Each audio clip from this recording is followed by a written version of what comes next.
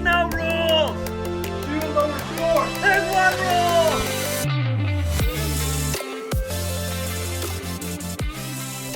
Welcome back to the No Mulligans Podcast. I'm Jack. This is Scott here. Every time we do an opening. It's just like the first time. So, for a little context for those people who are like, "Why is Scott laughing?"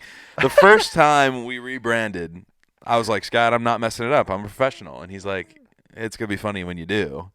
And I it was the second or third one. No, I guess it was the second or the third one. But I Yeah. came in and I was like, "Welcome to No Mulligans Podcast. I'm Scott. This is Jack." And we were just like, we're professionals. Come on now. I thought we were professionals. So Yeah. anyway, the story's funny, but This was welcome. the when you think you have it.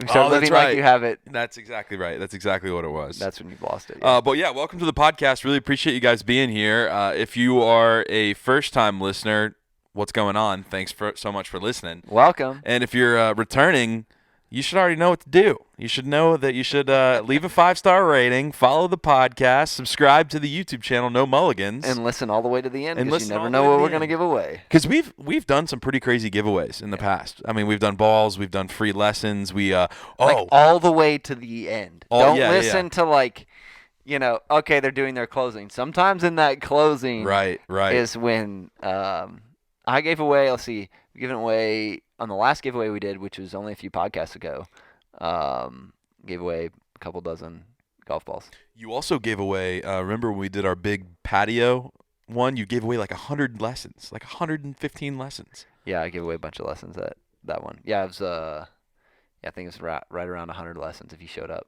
Which was awesome. Yep. But and one of the coolest ones that we did was one lucky winner got to hit the first ball out of the studio here Rob at Franklin Wilkin. Bridge. Rob Wilkin. Wilkin. Yep.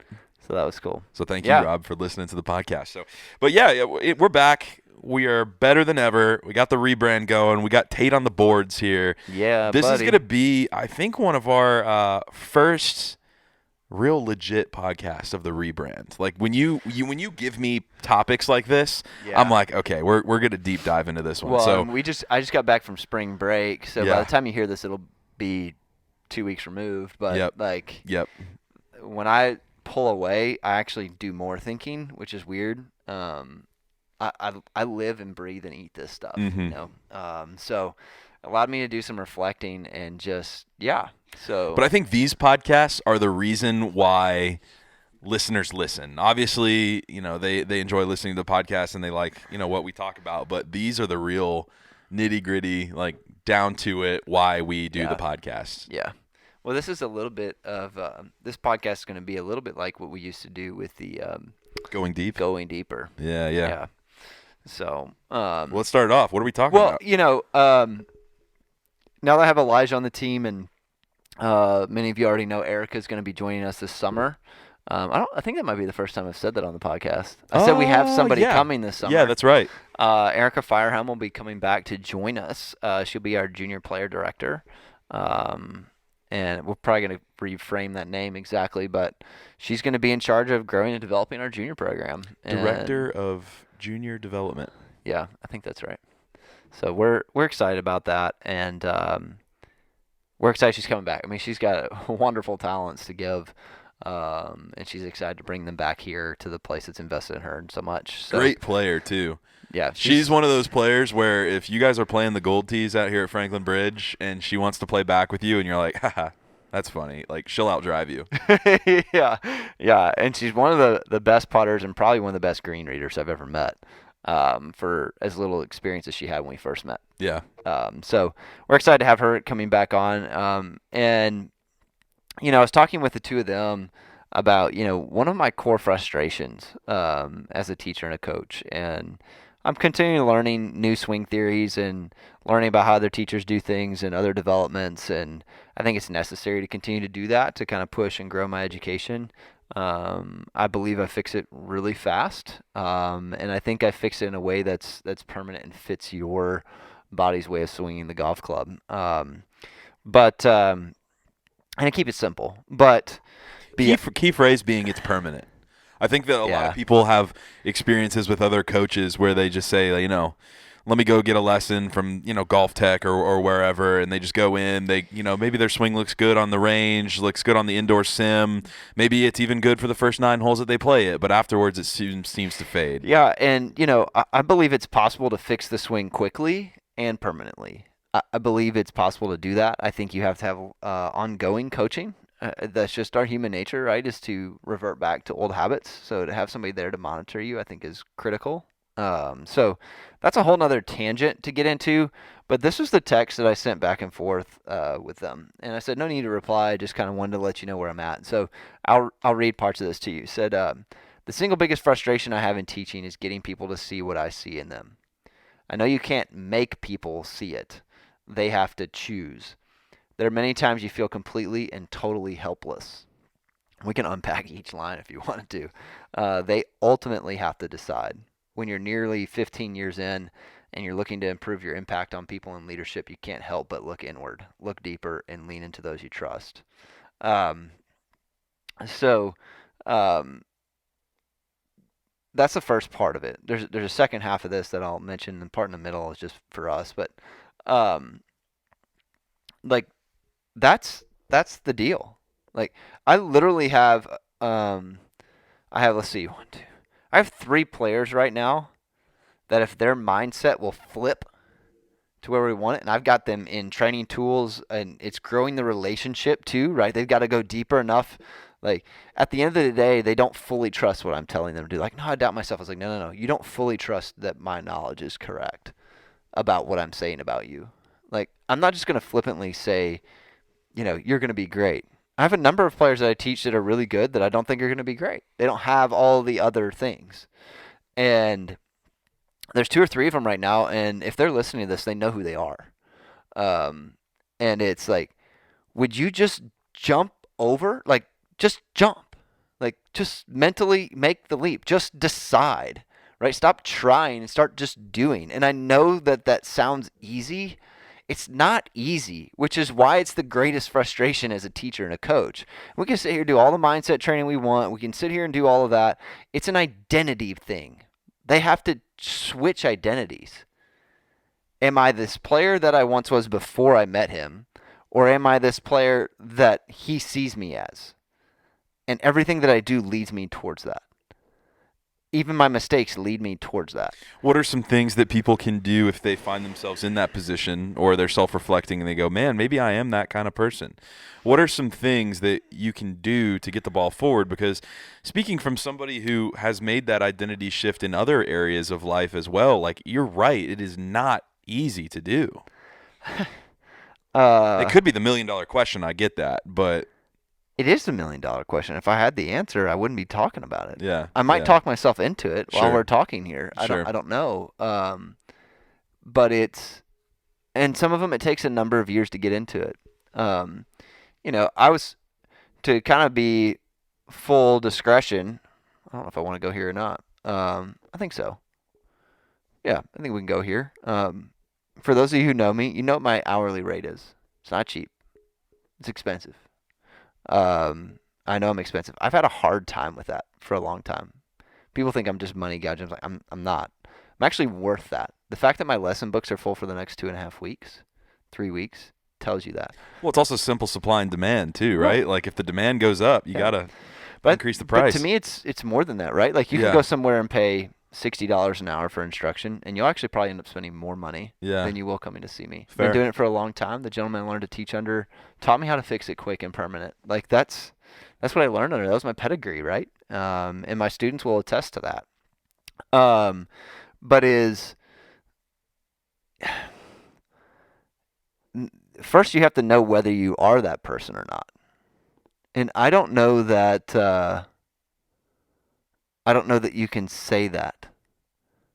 I really don't. I think it requires somebody else to make that statement, and they must be a qualified individual to make that statement. Not somebody who's been teaching for 5 years, not your high school coach who thought you could do it, not your parent. I mean, I guess Justin Thomas's dad might be able to speak to it because his level of professionalism as a PGA golf professional, but you have to have somebody be able to speak that into existence and actually be able to see what the threads are. Then you have to get to work at those things. The specific things in the game component. The technique, the shot selection, the certain controls, distance, et cetera, flight, whatever it may be. You have to specifically be driving at that. Then the mind piece, it's a little bit of chicken and the egg, which one comes first. I think the mind begins to fix all the others. But like, if you see yourself as somebody who could be one of the best players in the world, how do those people act? What are the things that they do? And this really kind of came into fruition for me and really started as I was reflecting on it this week, because Rebecca and I don't have Netflix, and we finally started watching the Full Swing documentary. And Rebecca doesn't love golf, but she's good at it. And she became more intrigued by it. And I actually really like the documentary. But it really just got me thinking of what are the things that they do? Look at him. Look at Fitzpatrick. The dude's tracking every shot that he hit. When you're done, you have a bad round, you go work on the next thing. Like, you go back out to the driving range and you work on it more. The number of players that I see in college right now, it's astronomical. The number of people in college where they finish a bad round and then they just go sit and they lick their wounds. It's not what Justin Thomas does. This is not what a lot of those LPGA girls are doing. I can't guarantee it's not what the Corda sisters are doing. They're going right back out to that driving range and they're hitting more golf balls. And they're going to think about it that night, and they're going to think about it the next morning. Like, that's the push. You know, that's how you get there. And there's different ways of doing it. And so, like, are you really willing to go there? And then the mental piece is, I have one young lady right now who, you remember when I told you about Austin? Yep. And we'll talk about Austin here in just a second. Yep. But, like, I can't tell you what it was about him, but I was like, he's gonna shoot in the 50s.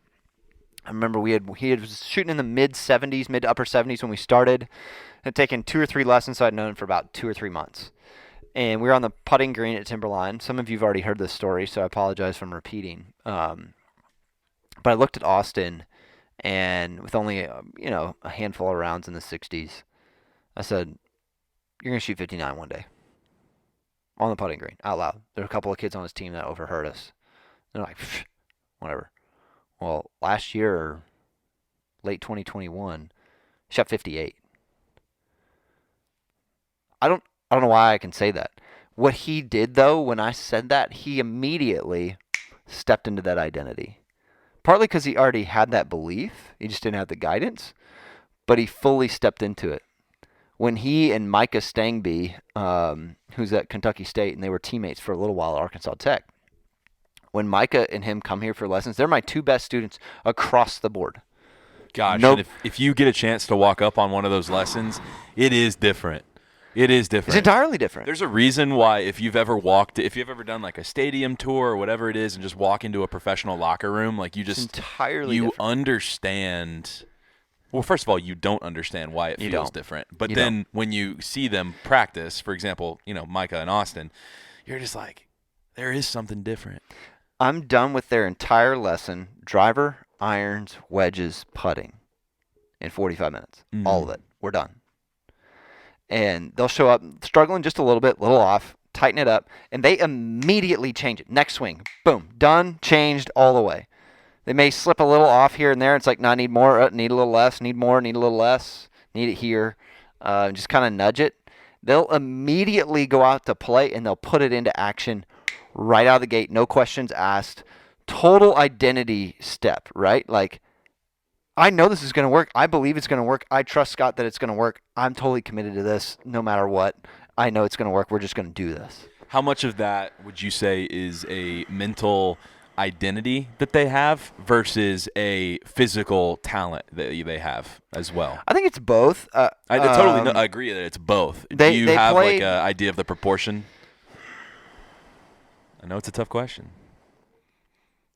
That's why I'm the co-host here. I would probably say, if you're making me put a number on it, I'd probably put 75% identity, 25% ability, and that may be low. Sure. It may be more like, I hate saying it, it's 90% mental. It's not mental. Like that's such a basic word that makes us look at the wrong thing. Yeah. It's an identity. It's a who am I question. It's not a what can I do question. That's a different thing entirely. I'm not even conversing in the mental space or the sports psych space. I am in the psychology, personality, spirituality space. Who am I as a player? And if you want to know the difference between really, really freaking good and great, watch the Netflix documentary Full Swing with Scotty Scheffler and Brooks Koepka side by side. There's no question that Scotty Scheffler is 10 times the player as Brooks Koepka is because his identity is not in his performance. Brooks Koepka is entirely in his, and he has no support structure. Scotty Scheffler has an entire support structure because he's totally secure in who he is as a person, first and foremost, second as a golfer. You could even make the argument that Brooks Koepka is physically a better specimen than Scotty Scheffler, too. Absolutely, you could make that case. And in many different ways, in different fronts. And if he had the same structure of identity that Scotty has, I think you'd see that. Now, you remember, and you can get really good with poor identity if you work crazy freaking hard. Let's take it's not that he doesn't have confidence. Like 3 to 4 golfers that you can think of that have that kind of mental psyche and complete identity of who they are. Like Scotty Scheffler's a really good one. Yeah. I think Tiger obviously was a good one, but I think because he was trying to prove that who he was worth it to everybody else, and honestly, he didn't even care. He was just tough as nails too, the mindset wise. Well, who's another one that you think holds like a similar identity to Scheffler? Do you think Spieth in his I dare call it a prime when he was winning that much? I think or Rory Spieth, even. I think Finau is really secure in his identity. If you watch the documentary, you really get to understand. But it doesn't mean that it was a performance enhancer on Finau's part, and you'd understand that if you watch the Full Swing. No, documentary. I think relating it directly to performance. Yeah, I would say too. Finau also has kids and a family. Like Scotty doesn't have that yet, so he hasn't had that struggle. That Like, where does my attention draw? Yeah. And Finau has both. I don't think Finau's identity is tied up in his performance. I think it's just a fight of trying to balance those things. Like, am I my best when I put my attention on my family? Am I not? And it's just like, where am I in that? I think he's still trying to discover where that needs to be, but I think he knows who it is that he wants to be because of his mom died, and right. He has, was it 5 kids? So he has, that's really important to him. He wants both, and I think that's his question. Is like, can I have both? I want both. Here's crazy, and I think this relates to the topic and also Full Swing. What do you think about Joel Damon? I really like Joel. I think he's specifically in the context of the documentary too. As far as being secure with his identity, we got to see that. This is going to be an interesting take, given if you've watched the documentary. For those who haven't watched, let me give you some context here. Joel's mother died of cancer when he was in high school. Not only that, Joel also was diagnosed with testicular cancer as well, and he beat it. And so because of that, he's gone through this life of just trying to wrangle with these traumas that he has. But because of that, his wife came out and said, I think Joel is probably one of the most secure men that I've ever met because he's gone through such traumas. I think he has golf in its proper perspective. Yeah. As does Scotty. What's interesting is Scotty has that without the massive trauma. True. Which is really hard to get to, I think. So, playing bad in golf obviously upsets him, but he's not lucky the end to of be the world, alive, right? And he wishes his mom was around. Now, what do you think about Morikawa too?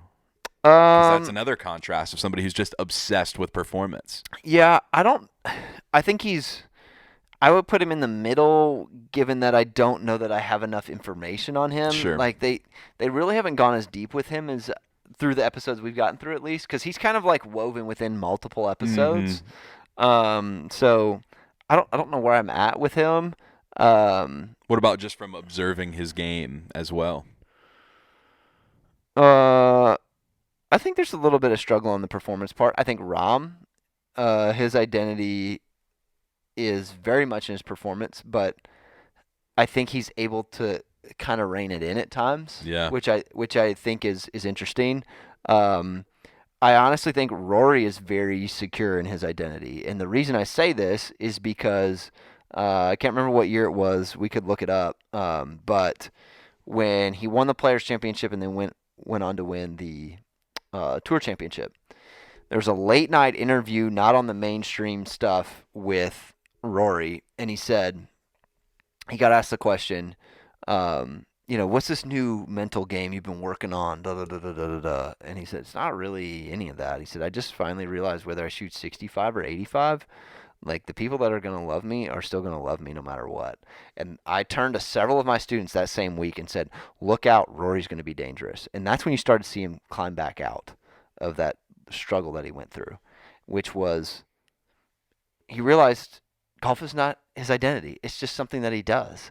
And so he's able to speak out boldly about live and about the golf ball rollback because he's free to be him. Now, he's also free to be wrong and change his mind, right? He's free to do that because he's secure in who he is. And you only get that, hard. though, when you're secure with who you are and you have a support system around you that's good. If you're isolated and by yourself, and if at least the way they portrayed in the Netflix documentary, like Koepka comes back and sits on his hands and is kind of withdrawn in, like Morikawa goes and shoots hoops and hangs out, and Koepka's sitting nice with his pretty stuff and his pretty girl. Like that's it, and he's sitting with his sad feelings. And you'll notice the separation of the parents. Like, you can get into the relational dynamics of families, like because that affects you.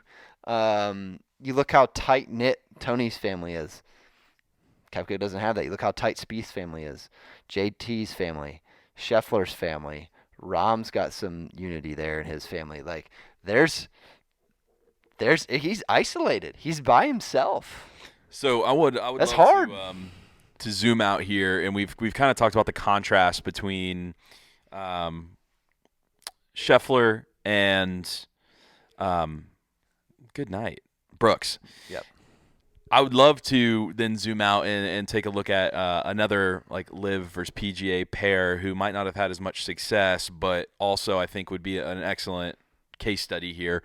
Poulter versus Finau. You talk about two other different guys who also have family at the center of their life, but making completely different decisions. And I'm curious what you think about it because it seems to me like they're the same guy, but Tony has a little bit of a positive twist on it, and Pultz has a little bit of a negative twist. Yeah, I think some of that is like culture that they grew up in too. You've got a little more like dark humor out of that the Brits, that European kind of mentality, which is I think part of that's that way. I became more of a Poulter fan after watching it. I'll say that. Okay. I was intrigued by that.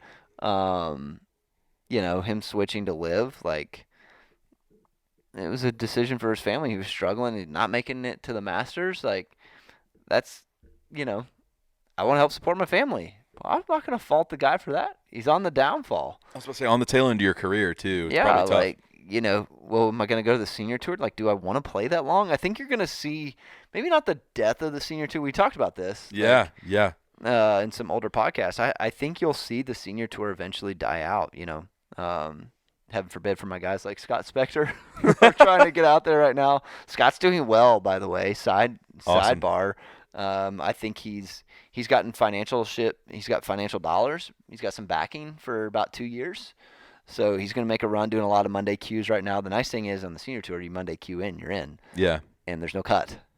So Cha-ching. Paid, yeah, baby. cash, yeah. So his birdie count is up where he wanted to be. Just a few little hiccups here and there. And some of that's just, you got to get comfortable playing out there. So I'm excited about him. I don't know. It's identity is the right phrase, and it's the biggest frustration I have. And when they don't make the leap and the jump, you search for 1,000 different ways to try and reach them. You call and talk to them different. You try and change how you relate to them. You try to ask better questions. You check in more often. Like you try to help them be the catalyst to their own growth instead of you doing all of it for them. And some you feel like you need to do more for a period of time, and so you do that and you learn how to pull away. And then you go, well, was that the best thing to do? Should I stayed in more? Should I pulled out more? Like pulled back more? Like what do you It's tough, but excuse me. Wow, let me. And sometimes you end up thinking, condense my thoughts. I don't know if I did any of it right. Well, there's this Kinda where you one get to. quote that I've really taken to heart recently when it comes to my friends and when it comes to me, not necessarily like giving unwarranted advice, but something that's super powerful that I think you touched on a little bit is never take away a man's own epiphany. Because there is so much power in having that for yourself and then having that propel you to a change. I think it doesn't mean as much when it comes from either a coach or a friend or somebody, even if it's the exact same advice. Let them find it on their own in a guided way that maybe is getting them to that destination. But that is super powerful, and I think it's probably the route to change. Yeah. Well, and here's the other thing that you have to be careful of when you try to take on that weight, right? So like your pack gets really heavy. Yeah. And when you try to take on that weight, if their mentality isn't where it needs to be, they can pull you down there. You can get overwhelmed. And so this is kind of my second point on here was the other fight is not giving up on them. It's in all caps so easy to do, and it's so tempting. No greater honor than to give all of yourself to helping others and fighting every day to help them see and come into the belief you have in them. But like that's me encouraging myself as I send that text to Elijah and Erica. It's just like there are times you just want to be like, well, if you're not going to jump, like why am I continuing to fight? Why am I doing this? Like, come on. Like, it's not even about me. Well, make the jump. Make the leap. You can do it. And so I think one of the things I've challenged myself to do is I have two players in particular right now that are relatively new students. They're both college players. One's a guy, one's a girl. And I'm really pushing on them to step into the new identity. And I'm trying to take them both into a really hard place. The guy, what I did with him, he's 16th out of 17 on his team. They have a bunch of carryovers with COVID, so that's why their team's so big. He was just in the wrong place. I'm glad he came to see me. And I was finishing up with the phone with Scott Spector, and he's hitting golf balls, and he's hitting a 2-iron, and he's hitting it terrible. I was like, all right, I want you to hit a high hook with a 2-iron. Can't do it. He starts trying to like be technical with it. Can't do it. I was like, come on. Hit a high hook. Come on. You can't think it. Come on. What do you got to do? He's like, well, the path got to go that way and the face has to go left. Okay, so you have knowledge of what the club's supposed to do. Great. Do it. Come on.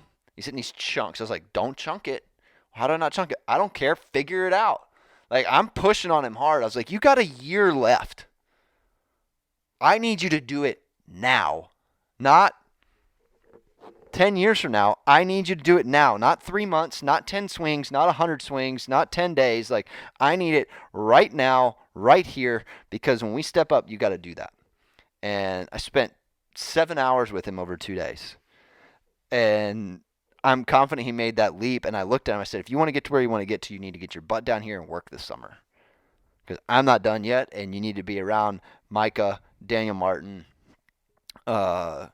Erica, and some other players, like, and Elijah. Like, you need to be in this place where you can make the jump. And the girl I'm trying to get here, she needs to be here so that she can get that switch flipped.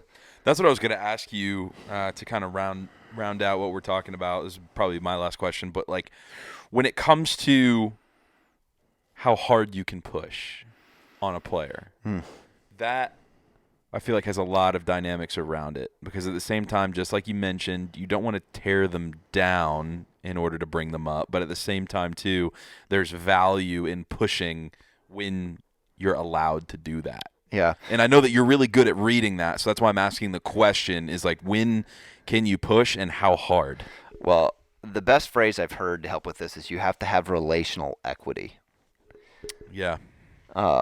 You can tell somebody something that's true, but if you don't have the relationship bandwidth, you may have known them for 10 years and be close friends with them, but if they don't trust you with their innermost struggles. Yeah, there's a depth to it. There's a depth. Yeah. If they will take you into the deepest recesses of their mind, if they'll let you take them there, if they'll let you in there, and you don't make a wreck of it, and you're gentle with it, then you can blast them pretty much as hard as you want, as long as you don't tear down their character. Yeah. Now, when I'm telling him, come on, do it now, I'm not attacking his character. What are you waiting for? I'm just attacking his, are you going to do it or are you not? What are we doing here? Now, how badly do you want this? When I hear this, because I know that this is the relationship that you and I have. And by the way, I'm normally not this way. Like, right. You know this about me. Yeah, I'm becoming more like this. Totally. And you only do it, like, for those of you who are listening, are like, I've never had a lesson with Scott. You're not going to get this Scott when you come and get a lesson with him. But one guy was this way with recently. Really? But that's rare. You'd say that's a rarity. Some people will quickly give you that relational equity. Yeah. It has a lot to do with their personality. And so if they'll give you that relational bandwidth right out of the gate, you can go there. Most people you can't. I'd say that's a rare trait. It's very rare. I would say out of 100 students, I'd be lucky to get 2 of them like that do it in that first meeting. Yeah. And this kid I had a conversation with way back. We went to the same high school. So there's some already with there, and he's got 1 year left, and he's in that desperation mode of I need help, right? So sometimes relational equity is just forced. Yeah. We have no time. Okay, let's get to work. I will say that you and I have this relationship, and the thing that I'll say for clarification to everybody out there who's listening is that when you I want to do one more disclaimer to this, because I feel like in the past couple years there has been this trend across frequently, or I'd say Western culture, that of being too soft and of really coddling people and getting to that point, right? And I'll say this, personally, I don't identify that, and I don't identify with that. Geez, how do I even say this? I don't identify with that.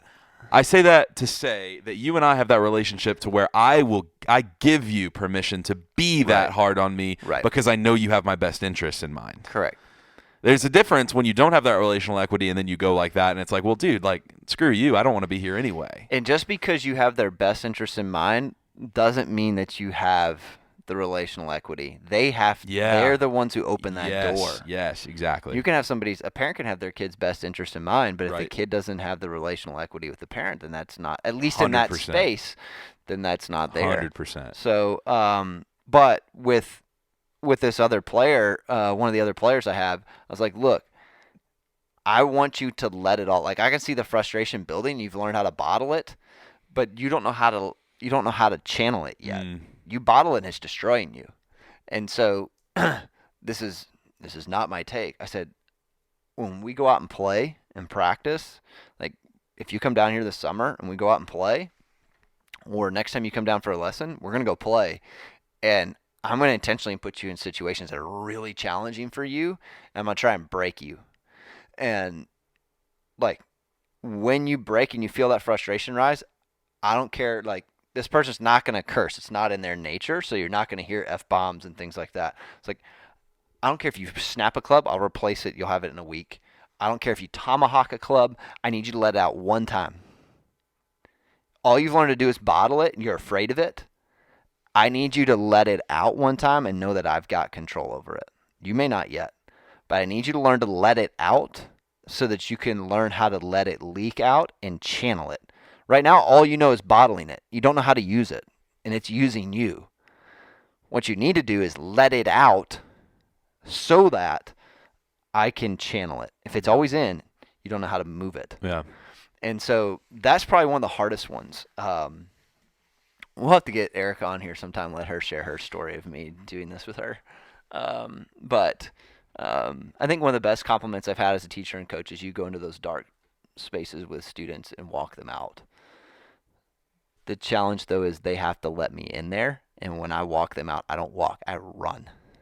And I run as hard as I can. And if I got to shoulder you on my back, I will, but you better move your feet.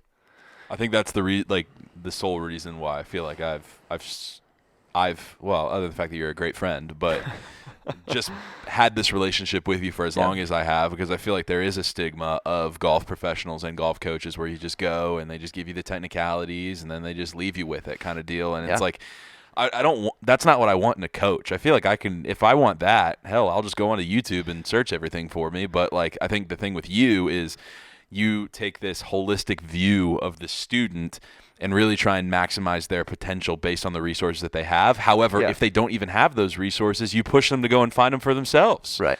And it's like you're not only making a great golfer, you're also making a great person who's able to channel this mental headspace and get you in the right space. Well, and I think one of the places for me is in my conversation with Brooks, I never got to my point with my rates being high.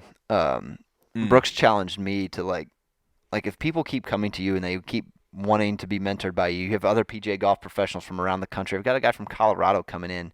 He's already a top teacher in the country. He's coming in 3 weeks, bringing some of his students. He wants to learn how to do different things that I do. And Brooks looks at me and says, if all of these things are happening, then what does that mean? I said, it must be true. And like, it's based on real evidence. It's not based on my opinion, right? Because my opinion was it wasn't good enough. And I think one of the things that I have to start showing is me showing that push, like I did on this young man who came down a few weeks ago, is me showing that push is me stepping in and saying, I know we can get there. And there's no doubt in my mind we're going to get there. I think I've been a little lax at times on that. And I haven't been assertive enough. And my lack of confidence in myself or their lack of confidence in them has bled into me. And I've struggled to push it onto them. And so that's where I'm always trying to turn inward, which is where I leave you with Austin. This year, and this is, we always ask for you to go and rate the podcast and do all those sorts of things. Yeah. If you're a regular listener, look, we do this for free. Right? Sure, we've got some sponsors who've helped us out a little bit, but that's nothing more than to get us some equipment that we need. Other than that, that's really about it. And this year I'm putting my money where my mouth is with Austin. Austin Jean's one of the best players. He's got 9 course records. You'll see us post a link to his resume below. And he needs dollars. His family doesn't have the dollars. He's working a full-time job. I need him to not work a full-time job. He's getting paid decently well, but I need him to play and practice. He shows up to golf courses asking what the course record is, and he can beat it. And that's a unique trait. So we're going into Monday Qs. Rebecca and I, we got a young family. We're trying to grow up, and we watched the Full Swing podcast or Full Swing documentary together, and we're like, how can we help him? Like, if we actually believe that he's that good, let's give him a chance. So we're paying for his Monday Qs. We're doing one a month. They're expensive. They start at $500. PJ Tours, a different deal. We're doing the Corn Ferry ones because it's a 1-in. You just pass that first level and you're in. But if you'd like to help him, this is where I'm challenging. If you have the ability, or you know somebody who does, we've said it 1,000 times on this podcast, it's a dumb decision. But I believe he's got the chance to do it. It's important for me to put my money where my mouth is, which imparts the confidence in him. The other thing I did with this kid from this other school, I gave him an envelope. To bounce off of this, I'll finish with this. What I gave him was an envelope, and it was a score that he was going to shoot by a certain date.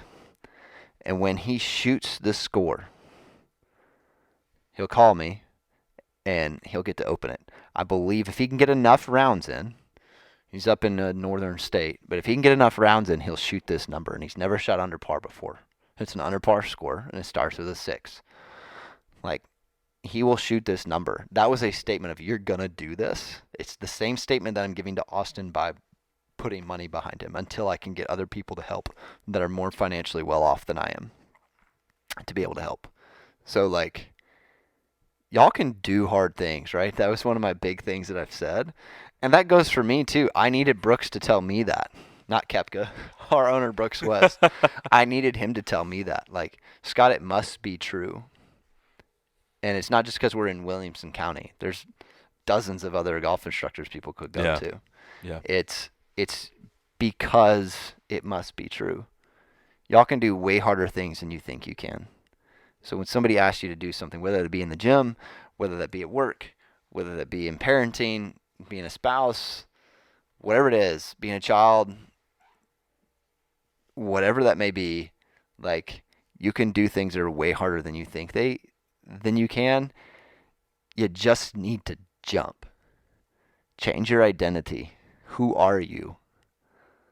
You're not the same crappy person you always were. I just always forget. Well, if you keep saying that, that's all you're going to be. That's hard. I get it. And it's hard for me to step into that. And I think it's one of the reasons why we're having so much success this year is because I've taken ownership over what Brooks has said about me and helped. He actually didn't tell me. Like, he led me to the answer. And so he's like, we can make some shifts and some changes. I said, look, if you tell me it's true, I'll jump.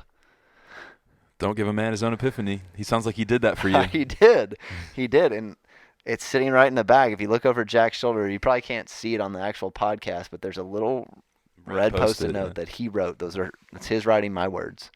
It must be true. So if you have somebody telling you something about that, it must be true. Step into that. What does it look like to be the person who is smart, who is talented, who can learn things, who can take on challenges? If somebody that you trust and who's qualified to say that is saying that about you, you should jump. That must if be you true. don't have any of those people around you, go find them. I love that. We're going to end with that, and we appreciate you guys tuning in and listening and subscribing, leaving this podcast 5 stars. We really appreciate it. We want to thank Srixon as well for sponsoring the podcast and sponsoring the podcast. Sponsoring. And giving us the tools to succeed at our right. games and shoot those low scores. So we appreciate you, Srixon. So from Scott, Jack, and Tate behind the board here in the studio at Franklin Bridge, we'll see you on the next one. It's been the No Mulligans Podcast. Peace. There's no room.